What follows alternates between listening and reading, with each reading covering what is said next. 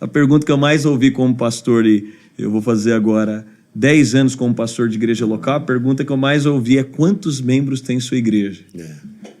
Antes eu tentava responder o número, hoje amadureci um pouco mais, eu respondo todos. Porque é igual um corpo, né? Você não sabe quantos membros tem no seu corpo. Nossa, mas você não está sentindo falta de nenhum. Então, caraca, tem todos. Muito bom. Tem pé, tem mão, a cabeça está lá no lugar. Então, essa questão da motivação é muito importante. É uma questão para a nossa geração muito importante. Porque a gente tem muito essa tendência, porque tudo que você precisa performar, você vai perder a motivação. A motivação correta, porque você está preocupado em mostrar. Então, você está mais vinculado à estética do que à genética.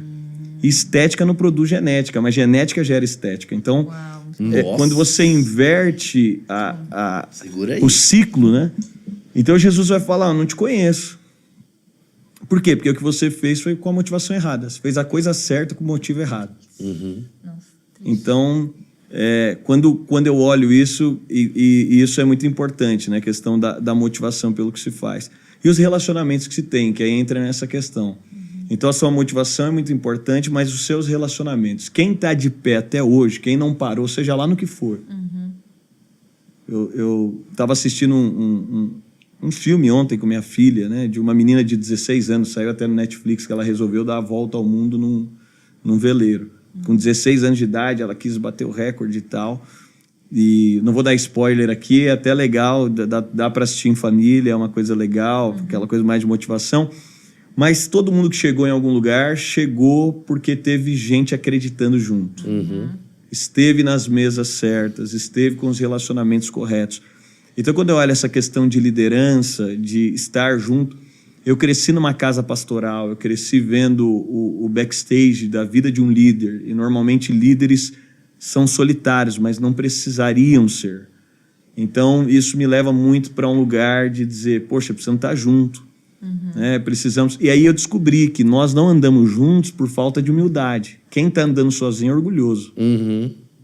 Toda pessoa que está andando em isolamento, no fim, ela é orgulhosa. Ou porque ela tem medo de mostrar que é pouco demais, que no fundo ela não tem muita coisa para oferecer, então ela fica naquele ambiente assim de dizer... Eu lembro quando eu assumi a igreja, foi em 2014.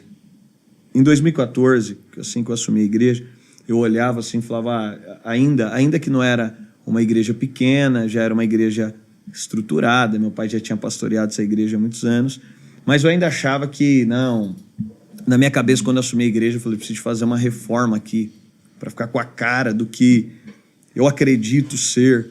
E até então, assim, iam pastores lá na igreja, eu não saía com nenhum pastor, porque eu falava: não tenho nada para oferecer para esse cara. Então, assim... Tanto é que a primeira vez que o Theo foi na minha igreja, não sei nem se ele sabe disso, mas a primeira vez que ele foi na minha igreja, eu não saí com ele. Quem saiu com ele foi o André, que veio aqui. Porque eu falei: nem tenho que conversar com esse cara. Você fugia, então? Eu fugia. E eu fugia das mesas, depois eu fui descobrir, por orgulho. Porque... Mas era então de um lugar, não de tipo assim, era um lugar de eu não tenho o que acrescentar, ou esse cara não vai me acrescentar? Eu não tenho o que acrescentar. Tá. E é o orgulho com as duas faces, né? Porque é tão orgulho quanto o cara que diz. É a falsa modéstia. É a falsa modéstia. Então, nesse lugar, eu dizia: não tenho o que acrescentar. Então, ia qualquer pessoa lá na igreja, eu colocava alguém para sair junto, porque eu falava: não vou desenvolver relação, nem tenho que trocar com essa pessoa, assim. Eu estou construindo o meu aqui, isso... Então, assim... E aí foi uma oração, uma profecia, que inclusive o André me entregou, porque, né, o André veio aqui e falou que ele falou bastante de mim, mas a gente começou o ministério muito conectado, né? E foi uma profecia que o André me entregou, falou: cara, Deus está quebrando algo em você e te dando... E isso me levou para um lugar de enxergar: poxa, espera aí, o ministério... Eu já tinha visto isso dentro de casa, meu pai sempre foi um cara de muitos relacionamentos e o ministério se torna mais leve, a vida se torna mais leve quando a gente está aberto e entendendo, porque essa ideia, né, do coach, isso aí funciona em algum lugar que eu não sei onde, mas escolha 5 pessoas mais incríveis e vá sentar na mesa delas. E aí acaba, por vezes, produzindo aquela motivação errada da pessoa. E aí ficou muito brega nosso tempo, assim, sabe? A pessoa chega pra você, ela... 5 perguntas. É isso. Em 5 minutos ela quer fazer uma apresentação pra mostrar. Calma, cara. É orgânico as conexões que Deus faz. Verdade. Tem gente que força. E as mesas que Deus vai te colocar é mesas que você tem pra servir. Não existe uma mesa que você só vai tirar, né? Então acho que até a frustração da pessoa que fala, eu não consigo sentar naquela mesa. Então será que por isso eu também não vou crescer? Porque eu não tenho acesso? Eu acho que também é a humildade da gente entender que a gente tá crescendo no corpo com várias pessoas.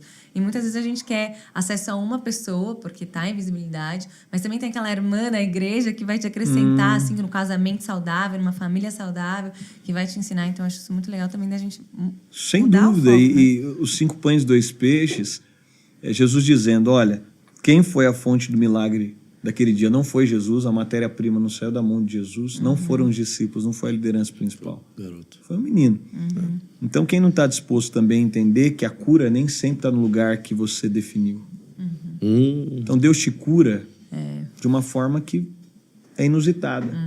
Então, é a irmã que está ali do lado, que vai ser esse canal de cura. E essa vida em comunidade, quando a gente se abre para isso, encontra contentamento nisso.